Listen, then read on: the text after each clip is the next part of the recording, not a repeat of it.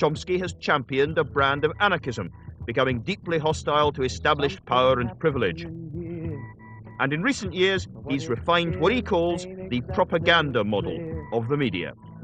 Well, on a brighter note, commercial break. The government has now... He claims that the mass media brainwash under freedom. Not only do the media systematically suppress and distort, when they do present facts, the context obscures their real meaning. Stop about every 1,000 miles ain't asking too much, is it? You might wish to stay on and listen. The invasion of East Timor by the Indonesian army caused indescribable slaughter. Hundreds of thousands died. But it was more or less ignored by the mainstream Western media because, Chomsky argues, we were selling arms to the aggressors. But wars where the West's interests are directly involved get a different treatment. For Chomsky, coverage of the Gulf War was servile. Trivial criticisms were aired, fundamental ones were ignored. Well, hello. Andrew Marr. Very nice to see you. Hi. Naturally, Chomsky has numerous critics. Which chair has been allotted? Is the media so influential? I'm over here. Okay. Have dissident views really been excluded in an age of relative media diversity, in the age of the internet? Right. This is one of... What about Chomsky's own access? Okay. What about this very program? Okay, Andrew, in your own time. Professor Chomsky, could we start by listening to explain what the propaganda model, as you call it, is? For many people, the idea that propaganda is used by democratic rather than merely authoritarian governments will be a strange one. Well, the term propaganda fell into disfavor at around the Second World War, but in the 1920s and the 1930s, it was commonly used and, in fact, advocated not by leading intellectuals, by the founders of modern political science, by Wilsonian progressives, and, of course, by the public relations industry, as a necessary technique to overcome the danger of democracy. The institutional structure of the media is quite straightforward. We're talking about the United States, but it's not very different elsewhere. The major, there are sectors, but the agenda-setting media, the ones that sort of set the framework for everyone else, like the New York Times and the Washington Post and so on, these are major corporations, parts of even bigger conglomerates. Like other corporate institutions, they have a product and a market. Their market is advertisers, that is, other businesses. Their product is relatively privileged audiences, more or less. So they're selling audiences to They're other selling corporations. privileged audience. These are big corporations selling privileged audiences to other corporations. Now the question is, what picture of the world would a rational person expect to come out of this structure? Then we draw some conclusions about what you'd expect, and then we check, and yes, that's the picture of the world that comes out. And is this anything more than the idea that basically the press is relatively right-wing, with some exceptions, because it's owned by big business, which is a truism, is well known? Well, I would call the press relatively liberal. Here I agree with the right-wing critics. So especially the New York Times and the Washington Post, which are called, without a trace of irony, the New York Times is called the establishment left in, say, major foreign policy journals. And that's correct, but what's not recognized is that the role of the liberal intellectual establishment is to set very sharp bounds on how far you can go, this far and no further. Give me some examples of that. Well, let's take, say, the Vietnam War. Probably the leading critic, and in fact one of the leading dissident intellectuals in the mainstream, is Anthony Lewis of the New York Times, who did finally come around to opposing the Vietnam War about 1969. About a year and a half after corporate America had more or less ordered Washington to call it off.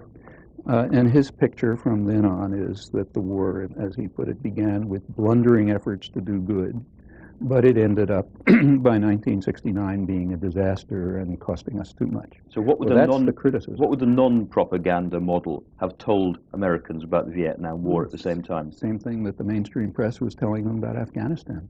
The United States invaded, first of all, in the 1950s, it set up a standard Latin American-style terror state, which had massacred tens of thousands of people, but was unable to control a local uprising, and everyone knows, at least every specialist knows that's what it was.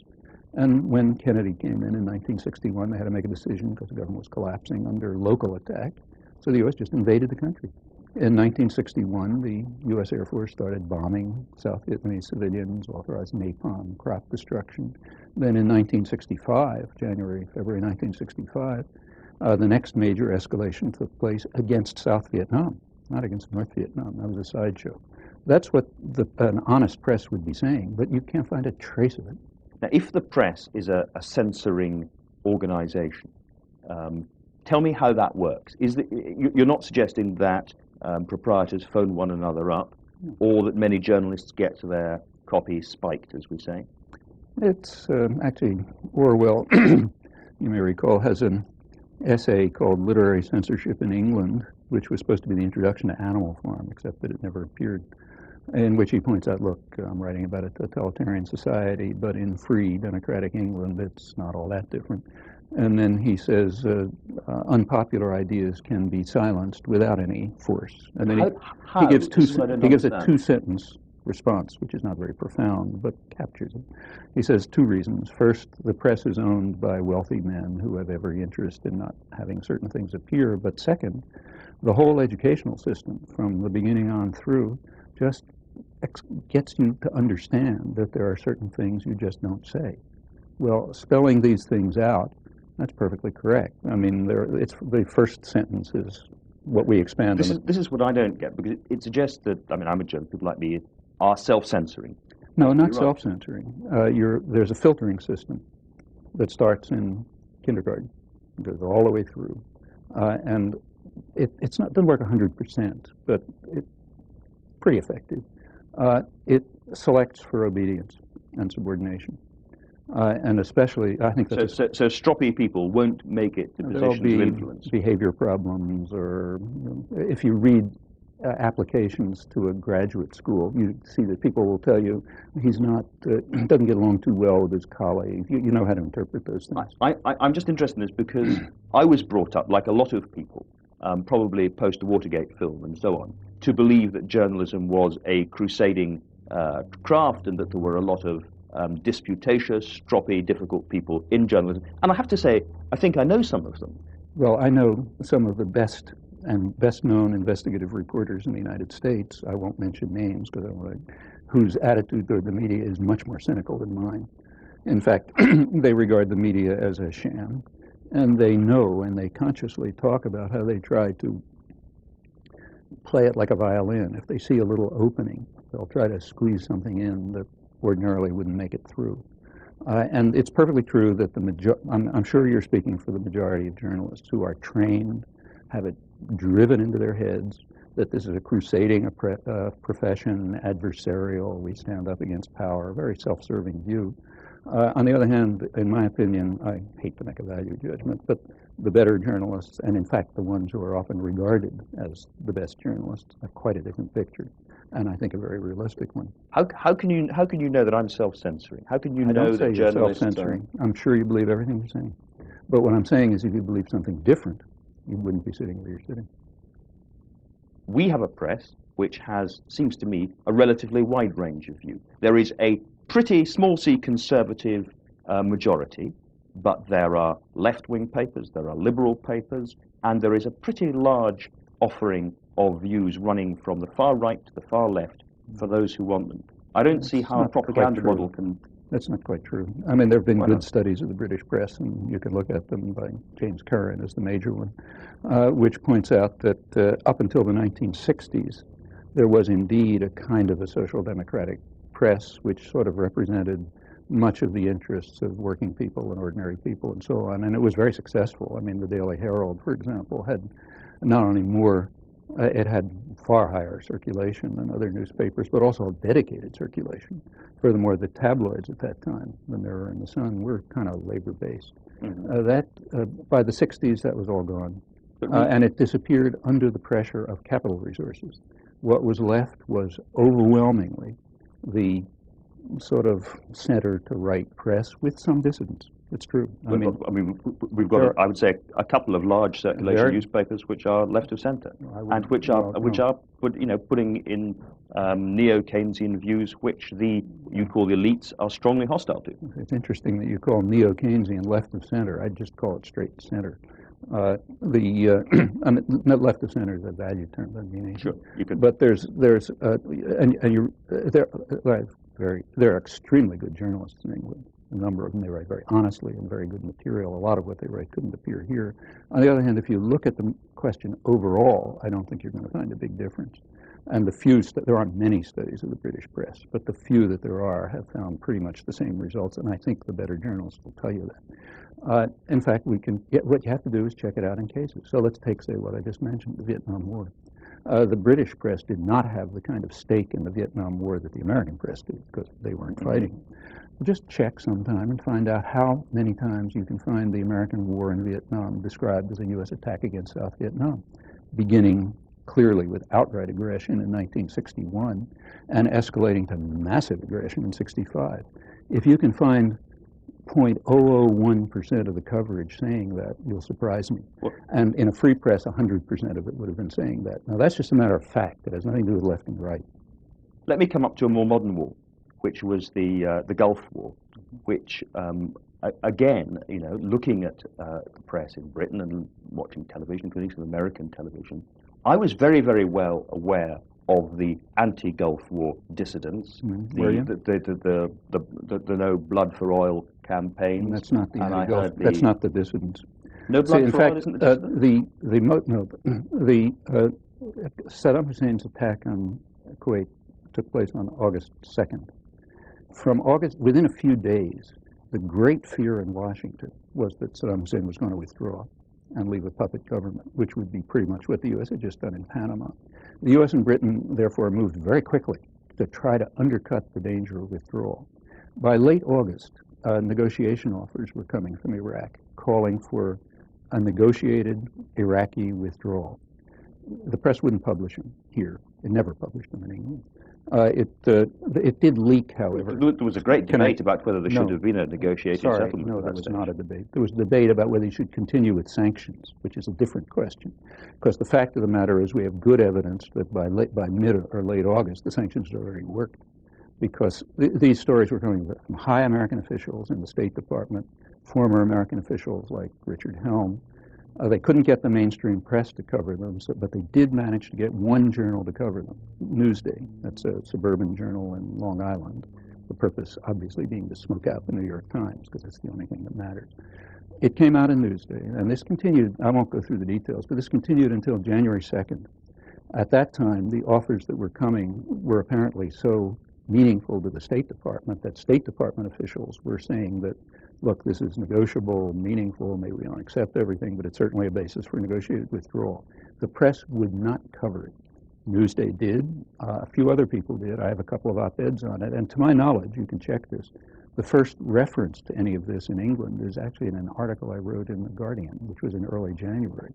You can check and see if there's an earlier reference. Okay, let's look at one of the other key examples, which you've looked at too, which would appear to go against your idea, which is the Watergate. Watergate is a perfect example. We've discussed it at length in our book, in fact, and elsewhere. It's a perfect example of the way the press was subordinated to power. But this, this brought down a president. Let me give you just a minute. Let's take a look. What happened there, here it's kind of interesting because you can't do experiments in history, but here history was kind enough to set one up for us. The Watergate exposures happened to take place at exactly the same time as another set of exposures, namely the exposures of COINTELPRO. Oh, sorry, you have to explain that. It's interesting that I have to explain it because it's vastly more significant than Watergate. That already makes my point. COINTELPRO was a program of subversion carried out not by a couple of petty crooks, but by the National Political Police, the FBI, under 4 administrations. It began in the late Eisenhower administration, ran up till... This is aimed at the Socialist Workers' Party of America. The Socialist Workers' Party was one tiny fragment of it. It began, by the time it got through, I won't run through the whole story, it was aimed at the entire New Left, at the women's movement, at the whole black movement. It was extremely broad. Its actions went as far as political assassination. Now, what's the difference between the two? Very clear. In Watergate, Richard Nixon went after half of U.S. private power, namely the Democratic Party, and power can defend itself. So therefore, that's a scandal. He didn't do anything. Nothing happened. Look, I was on Nixon's enemies list. I didn't even know. Nothing ever happened. Nonetheless, you wouldn't say it was an insignificant event. No, it was a president. It was a case where half of U.S. power defended itself against a person who had obviously stepped out of line. That's so, and the fact that the press thought that was important shows that they think powerful people ought to be able to defend themselves. Now, whether there was a question of principle involved happens to be easily checked in this case. One tiny part of the COINTELPRO program was itself far more significant in terms of principle than all of Watergate. And if you look at the whole program, I mean, it's not even a discussion. But you have to ask me what COINTELPRO is. You know what Watergate is. There couldn't be a more dramatic example of the subordination of the educated opinion to power here in England as well as in the United States. I know you've concentrated on foreign affairs and some of these key areas. Things we've been talking a lot about domestic policy. But, well, I'd like to come on to that because it still seems to me that on a range of pretty important issues for the establishment, there is serious dissent. Right. Gingrich and his neo-conservative agenda in America has been pretty savagely lampooned. Mm-hmm. The apparently fixed succession for the Republican candidacy at the presidential election has come apart. Clinton, who is a powerful figure, is having great difficulty with Whitewater. Everywhere one looks, one sees disjunctures, openings. Within a spectrum so narrow that you really have to look hard to find it. Can I just stop you there? Because you say the spectrum is narrow, but on the one hand, we've illustrate. We've got flat tax Republicans right the way through to relatively big state Democrats. Find one. Find a big state Democrat. The position now is exactly what Clinton said. The era of big government is over. Big government has failed. The war on poverty has failed. We have to get rid of this entitlement business. That was Clinton's campaign message in 1992. That's the Democrats. What you have now is a difference between sort of moderate Republicans and extreme Republicans. Actually, it's well known that there's been a long-standing sort of split in the American business community. It's not precise, but it's sort of general, between high-tech, capital-intensive, internationally oriented business, which tends to be what's called liberal, and lower-tech, more nationally oriented, more labor-intensive industry, which is what's called conservative. Now, between those sectors, there have been differences. And in fact, if you take a look at American politics, it oscillates pretty much between those limits. There's good work on this. Incidentally, the person who's done the most extensive work is Thomas Ferguson, who's a political scientist. One more example, which will have some resonance in Britain and Europe, is the great argument over the North American Free Trade Association, the NAFTA argument, where if there is something which one could describe as a global opposition movement, that is trade union, environmental, community-based, then it was certainly present in the anti-NAFTA. Shall I tell you what happened? Shall I tell you what happened? All I was going to say is that those arguments were well, we were well aware of those arguments. That is flatly false. They were not permitted into the press, and I've documented this. I'll give you references if you like. We read all about it in Britain, is all I would say. I did not. For example, let me ask you, did you read the report of the Office of Technology Association of Congress? Did you read the report of the Labor Advisory Committee? Well, I don't get these reports, but I read many articles about the anti-NAFTA argument. I'll tell you what. Some very vivid stuff. Well, if you're interested in the facts, I'll tell you what they are, and I'll even give you sources. The NAFTA agreement was signed more or less in secret by the three presidents in mid-August at the time of the Congress, right in the middle of the presidential campaign in mid-August. Now, there's a law in the United States, 1974 Trade Act, which requires that any trade-related issue be submitted to the Labor Advisory Committee, which is union-based, for assessment and analysis.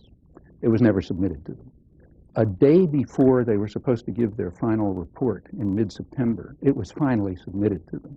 They were infuriated. The unions are pretty right-wing, but they were infuriated. They had never been shown this. They had even at the time that they had to write the report, they were given 24 hours to write the report. They didn't have time to look at the text. Nevertheless, they wrote a very vigorous analysis of it with alternatives presented, saying, look, we're not against NAFTA, we're against this version of it. They gave a good analysis. Happened to be very similar to one that had been given by the Congressional Research Service, the Office of Technology Assessment. None of this ever entered the press.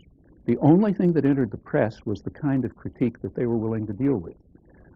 Mexico bashing, right-wing nationalists, and and so on. That entered the press, but not the critical analysis of the labor movement. Well, Now, I mean, somehow by process of osmosis or something, I picked up quite a lot of anti-NAFTA arguments on the basis of worker protection, environmental degradation.